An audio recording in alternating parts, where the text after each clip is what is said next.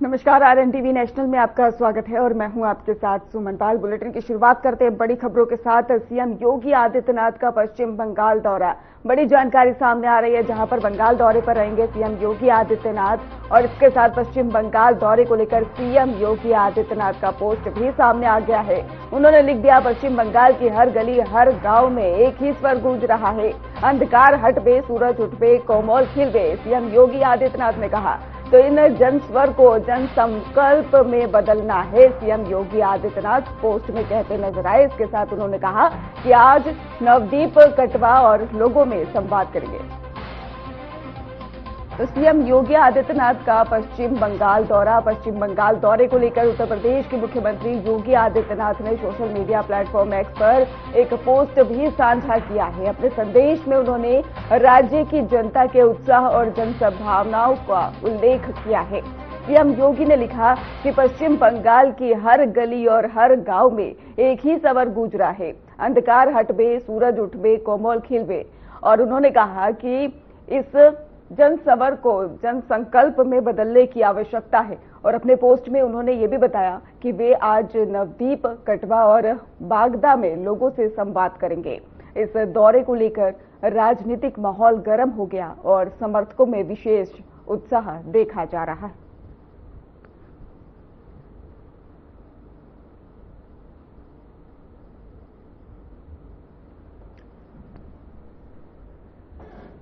तो सीएम योगी का पश्चिम बंगाल दौरा।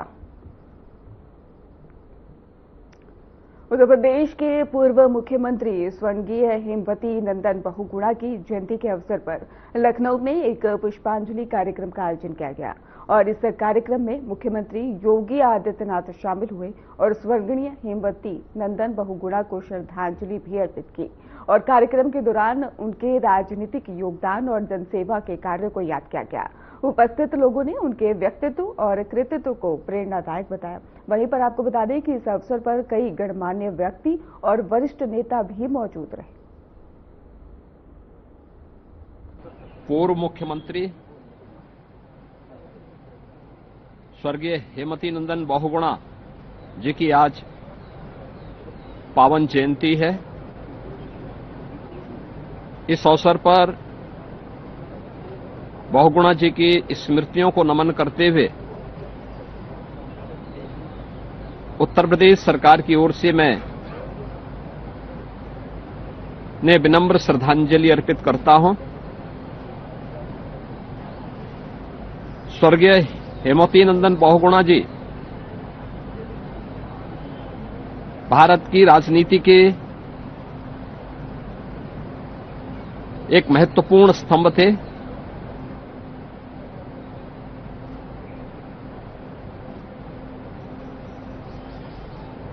तत्कालीन उत्तर प्रदेश, जो आज का उत्तराखंड राज्य है, उसके पौड़ी गढ़वाल जनपद में 25 अप्रैल 1919 में उनका जन्म हुआ था। प्रारंभिक शिक्षा गांव में ही अर्जित करने के उपरांत उच्च शिक्षा के लिए वे प्रयागराज आ गए थे। 1942 से लेकर 46 तक राष्ट्रपिता महात्मा गांधी के आह्वान पर देश की आजादी के लिए भारत छोड़ो आंदोलन में उनकी सक्रिय सहभागिता के कारण तत्कालीन ब्रिटिश सरकार ने उन्हें जेल में भी डाला था। इलाहाबाद विश्वविद्यालय के छात्र नेता के साथ ही तमाम प्रकार के स्वाधीनता आंदोलन में उनकी सक्रिय सहभागिता थी। आजादी के बाद पहले आम चुनाव में 1952 में वे पहली बार उत्तर प्रदेश विधानसभा के सदस्य बने थे और उस सरकार के मंत्री के रूप में भी उन्हें कार्य करने का अवसर प्राप्त हुआ। उत्तर प्रदेश के अंदर मुख्यमंत्री के रूप में, विभिन्न विभागों के मंत्री के रूप में उनकी सराहनीय सेवाएं थी। उत्तर प्रदेश के विकास का उनका अपना एक विजन।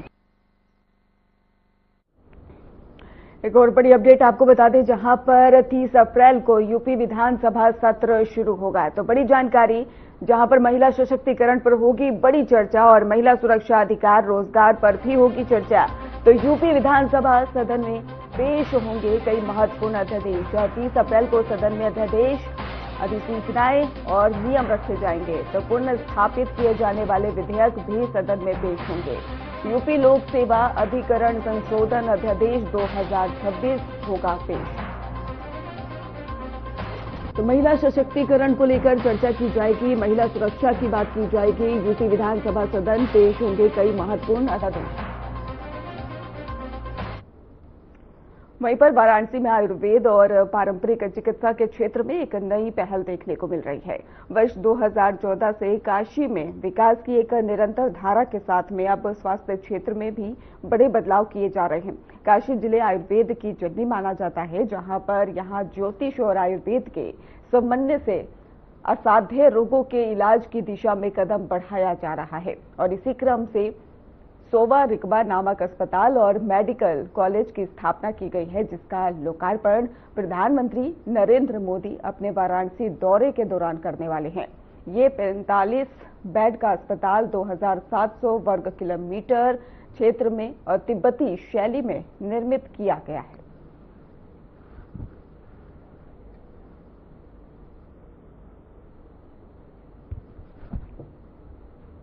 श्रावस्ती में जिलाधिकारी की अध्यक्षता में बाढ़ दिशा निर्देश कमेटी की महत्वपूर्ण बैठक संपन्न हुई और बैठक में संभावित बाढ़ को देखते हुए राहत और बचाव कार्य की तैयारियों की विस्तृत समीक्षा भी की गई है। और इसके साथ ही जिलाधिकारी ने सभी विभागों को निर्देश दिया कि वे 30 अप्रैल तक बाढ़ प्रबंधन योजना अनिवार्य रूप से प्रस्तुत करें और साथ ही 15 जून तक सभी बाढ़ रोधी कार्य पूर्ण करने का भी लक्ष्य निर्धारित किया गया।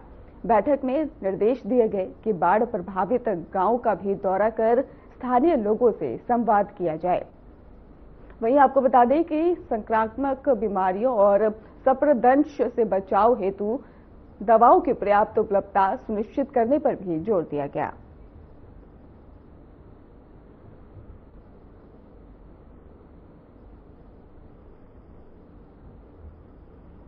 कन्नौज में पुलिस विभाग के लिए एक महत्वपूर्ण विकास कार्य के तहत सिपाहियों को ठहरने के लिए बने नवनिर्मित बैरक का लोकार्पण किया गया और इस अवसर पर एडीजी कानपुर जोन ने सदन कोतवाली परिसर में बनी आधुनिक बैरक का उद्घाटन किया। एडीजी ने बताया है कि ये बैरक पूरी तरह से आधुनिक सुविधाओं से युक्त है और जहां पर आरक्षियों को आराम के साथ में सभी मूलभूत और एडवांस सुविधाएं उपलब्ध कराई गई हैं। इस लोकार्पण कार्यक्रम में डीआईजी और एसपी की मौजूद रहे और अधिकारियों ने नई बैरक को पुलिसकर्मियों के लिए एक महत्वपूर्ण सुविधा बताते हुए कहा कि इससे उनकी कार्यक्षमता और सुविधा दोनों में सुधार होगा।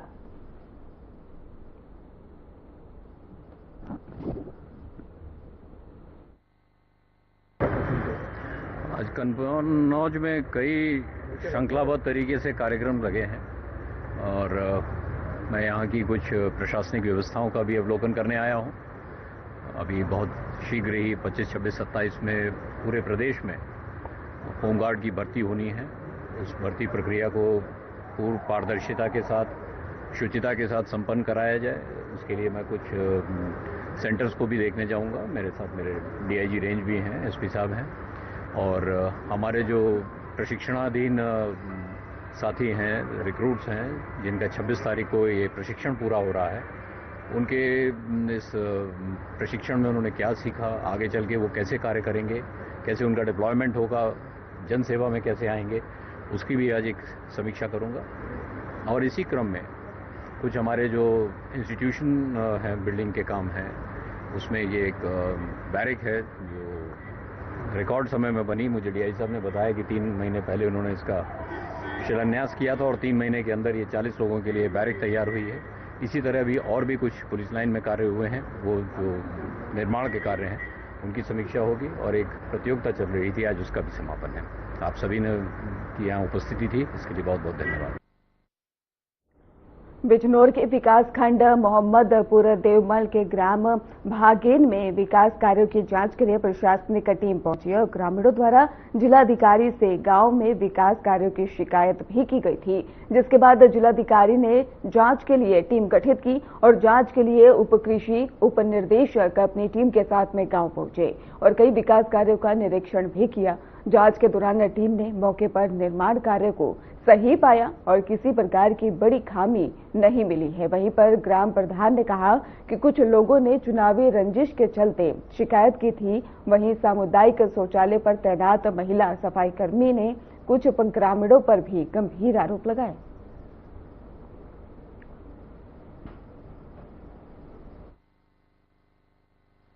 ये सब आप लोग जब अधिकारी आए थे, आप लोग उनके साथ ही आए थे। आप भी हर बिंदु पर जांच हुई, आप भी पूरी जांच में सम्मिलित रहे।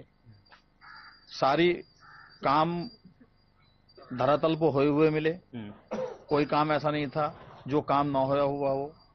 आरोप था कि इतने पैसे निकाल लिए प्रधान जी ने, काम नहीं हुआ, ये सब चीजें नहीं। ये चीज तो आपने देखी, हर बिंदु पर जांच हुई, सब काम आपके सामने पाए गए होए हुए। ये तो सब फर्जी जांच है, ये तो सब राजनीतिक स्टंट चल रहे हैं और कुछ नहीं। क्या मामला चुनाव को लेकर के? हाँ, चुनाव का भी है। फिर कुछ लोग ऐसे हैं, इन्होंने सरकारी जमीन पर कब्जा कर रखा था, वो मैंने कब्जा मुक्त करा कर सामुदायिक शौचालय ODF का काम कराया वहां। फिर इन्होंने सरकारी ट्यूबवेल की नाली है, 10 फीट चौड़ी नाली है वो, मैं नाला निर्माण करा रहा था, वो नहीं कराने दे रहे थे, वो जबरदस्ती नाला निर्माण कराया तहसील से परमिशन लेकर। तो ये तो सारे लोग उस रंजिशन वो कर रहे हैं, शिकायत कर रहे हैं। जो जांच अधिकारी जो है जांच करने मौके पाए थे जी, तो शिकायतकर्ता ने सीसी न पाई जी। आपका उसमें कहना था कि 150 मीटर जो अधिकारी ने वो ना थी तो 200 के करीब निकली, तो अधिकारी ने। क्या नाम है? समला। कहाँ की रहने वाली? भगैन की। कहाँ पर केयर टेकर हो आप? गाँव में? हाँ। क्या मामला चल रहा वहाँ पर गंदगी को लेकर? मामला ये है, मैं सफाई करती शौचालय की तरफ से, और ये जो ये मुझे तंग करते हैं, बदतमीजी करते हैं, ताश भी खेलते हैं और शराब भी पीते हैं सामुदायिक शौचालय पे और बदतमीजी करते हैं, मुझे उल्टी सीधी बोलते हैं, ये मारने को तक को बोलते हैं, ये मुझे मारने को शिकायत करी थी, कुछ लोगों ने ताले तोड़ दिए थे, ताले भी तोड़ दिए थे कई बार और केबल भी काट दिया कई बार, टुंटी भी तोड़ दी। उत्तर प्रदेश में होमगार्ड भर्ती लिखित परीक्षा शुरू हो गई है, जो कि 25 अप्रैल से 27 अप्रैल तक 3 दिनों तक आयोजित की जाएगी। रायबरेली, लखनऊ, प्रयागराज और फर्रुखाबाद सहित कई जिलों में परीक्षा केंद्रों पर कड़ी सुरक्षा व्यवस्था के बीच परीक्षा कराई जा रही है। लखनऊ में उत्तर प्रदेश पुलिस भर्ती और प्रोन्नति बोर्ड की ओर से आयोजित इस परीक्षा में 25 लाख से अधिक अभ्यर्थी शामिल हो रहे हैं। परीक्षा केंद्रों पर बायोमेट्रिक KYC और सत्यापन और इसके साथ मेटल डिटेक्टर से जांच और सख्त सुरक्षा जांच के बाद भी अभ्यर्थियों को प्रवेश दिया जा रहा है। वहां पर प्रयागराज और फर्रुखाबाद में भी परीक्षा शांतिपूर्ण और पारदर्शिता तरीके से ही संपन्न कराई जा रही है, जहां प्रशासन पूरी तरह से सतर्क नजर आ रहा है। तो तस्वीरें आपको दिखा रहे हैं लखनऊ से, प्रयागराज से, फर्रुखाबाद से, रायबरेली से, जहां पर प्रशासन परीक्षा को लेकर सख्त नजर आ रहा है। सभी की जांच की जा रही है छात्रों की, और इसके साथ ही आपको बता दें कि चेतावनी भी लगातार दी जा रही है। सख्त जांच व्यवस्था साफ तौर पर देखने को मिली। उत्तर प्रदेश के मऊ में देर रात को एक दर्दनाक सड़क हादसा हो गया और जिसमें 5 लोगों की मौके पर ही मौत हो गई और इस हादसे में एक पालतू कुत्ते की भी जान चली गई। और जानकारी के अनुसार बरसातपुर अहिरानी हाईवे पर एक कार अनियंत्रित होकर दूसरी लाइन में चली गई और सामने से आ रहे ट्रेलर से जोरदार टकरा गई और टक्कर इतनी भीषण थी कि कार पूरी तरह से क्षतिग्रस्त हो गई और उसमें सवार सभी 5 लोगों की मौके पर ही मौत हो गई है। वहीं पर हादसे की सूचना मिलते ही दोहरी घाट थाना पुलिस मौके पर पहुंची और राहत और बचाव कार्य शुरू किया गया। सभी शवों को कब्जे में लेकर पोस्टमार्टम के लिए मऊ जिला अस्पताल मुर्चरी भेज दिया गया और पुलिस मामले की जांच में जुटी हुई है। वहीं मुख्यमंत्री योगी आदित्यनाथ ने इस हादसे पर गहरा शोक भी व्यक्त किया। उन्होंने एक्स पर पोस्ट कर कहा, मऊ में हुई सड़क दुर्घटना अत्यंत दुखद है। उन्होंने मृतकों के परिजनों के प्रति संवेदना व्यक्त करते हुए दिवंगत आत्माओं की शांति और घायलों के शीघ्र स्वास्थ्य लाभ की प्रार्थना की। 20 अप्रैल 2026 को थाना दोहरीघाट क्षेत्र के अंतर्गत जनपद मऊ में एक घटना हुई है, जिसमें एक स्कॉर्पियो और एक ट्रक के बीच में भीषण टक्कर हुई है, जिसमें 5 लोगों की दुखद मृत्यु हुई है। जो स्कॉर्पियो थी ये बनारस की तरफ से आ रही थी और गोरखपुर जा रही थी, और जो ट्रेलर था वो गोरखपुर से बनारस की ओर जा रहा था। स्कॉर्पियो अपना लेन क्रॉस करके, डिवाइडर क्रॉस करके उसमें टक्कर की है, जिससे कि बसारतपुर गांव है एक, वहां पे ये दुर्घटना हुई है। इसमें 5 लोगों की दुखद मृत्यु हुई है। जैसे ही पता चला, पुलिस ने शवों को अपने कब्जे में लेकर के पोस्टमार्टम के लिए भेज दिया है और तहरीर प्राप्त कर आवश्यक विधिक कार्रवाई की जाएगी। ये झारखंड रांची से वापसी कर रहे थे।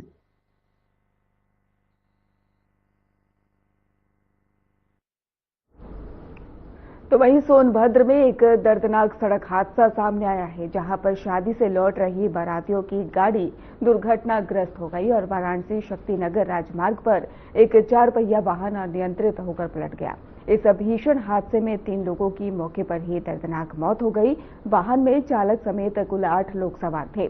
हादसे में 4 लोग घायल हुए, जिनमें एक की हालत गंभीर बताई जा रही है और सभी घायलों का जिला अस्पताल में इलाज जारी है। जानकारी के अनुसार सभी लोग खलियारी बैनी रायपुर से कन्हैया लौट रहे थे और कन्होरा लौट रहे थे। ये जानकारी सामने आई और इसके साथ ही यह हादसा हो गया और इस घटना की सूचना मिलते ही पुलिस मौके पर पहुंची और वाहन को सड़क से हटाकर यातायात बहाल किया।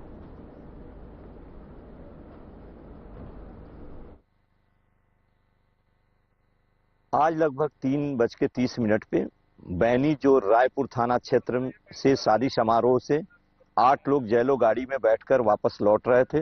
लोढ़ी चौकी क्षेत्र में टाटा मोटर्स के पास चालक को गहरी नींद आने के कारण जैलो गाड़ी पलट गई, जिसमें 8 लोगों को चोटें आईं, जिनको पुलिस द्वारा त्वरित कार्रवाई करते हुए मेडिकल कॉलेज एडमिट कराया गया है।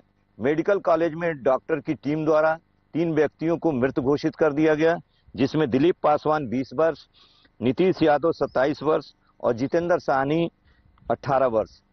चालक की हालत गंभीर होने के कारण उन्हें ट्रामा सेंटर वाराणसी रवाना कर दिया गया है।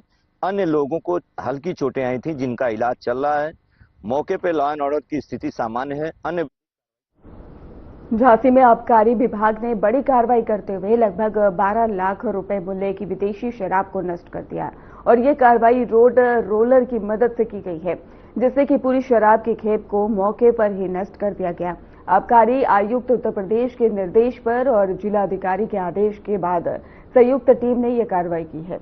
आपको जानकारी देते चले कि जन स्वास्थ्य को ध्यान में रखते हुए यह सख्त कदम उठाया गया और उप आबकारी आयुक्त के नेतृत्व में जिला आबकारी, नायब तहसीलदार और आबकारी निरीक्षक सहित टीम मौके पर मौजूद रही।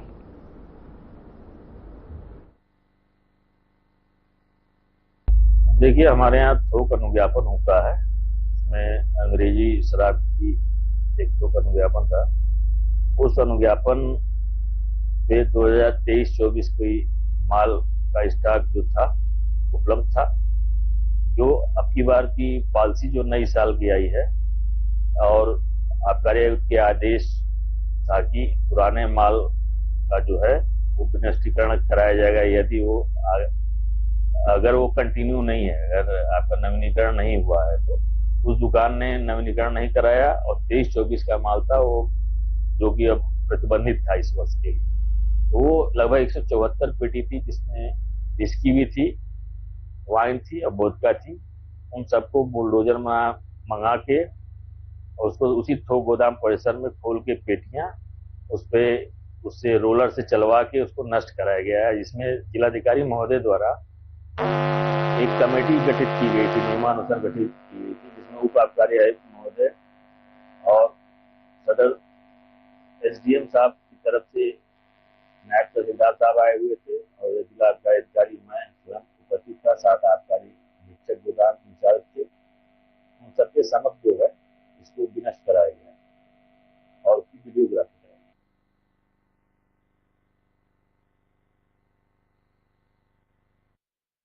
मैनपुरी के सदर कोतवाली क्षेत्र पर एक टेंट हाउस में भीषण आग लगने की घटना सामने आई। टेंट हाउस में अज्ञात कारणों से लगी आग ने कुछ ही समय में विकराल रूप ले लिया, जिससे लाखों रुपए का सामान जलकर खाक हो गया और आग लगते ही इलाके में अफरा तफरी मच गई। स्थानीय लोगों ने तुरंत ही पुलिस और फायर ब्रिगेड को सूचना दी और सूचना मिलते ही दमकल विभाग की कई गाड़ियां मौके पर पहुंची और आग बुझाने का कार्य शुरू किया गया। दमकल कर्मियों की कड़ी मशक्कत के बाद आग पर काफी हद तक काबू पा लिया गया है। हालांकि इस हादसे में टेंट हाउस का भारी नुकसान हुआ है, और लेकिन आपको बताते चले राहत की बात ये रही है कि किसी प्रकार की जनहानि की सूचना अभी तक प्राप्त नहीं हुई है। फिलहाल आग लगने के कारणों का पता लगातार लगाया जा रहा है। पुलिस मामले की जांच में जुटी हुई है।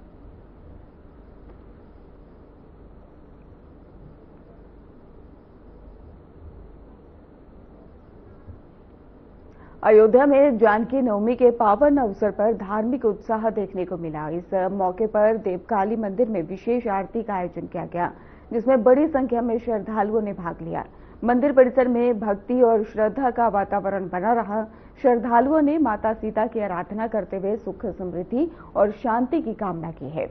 जानकी नवमी के अवसर पर पूरे क्षेत्र में धार्मिक कार्यक्रमों का आयोजन किया गया और इसके साथ मंदिर में विशेष पूजा अर्चना संपन्न हुई।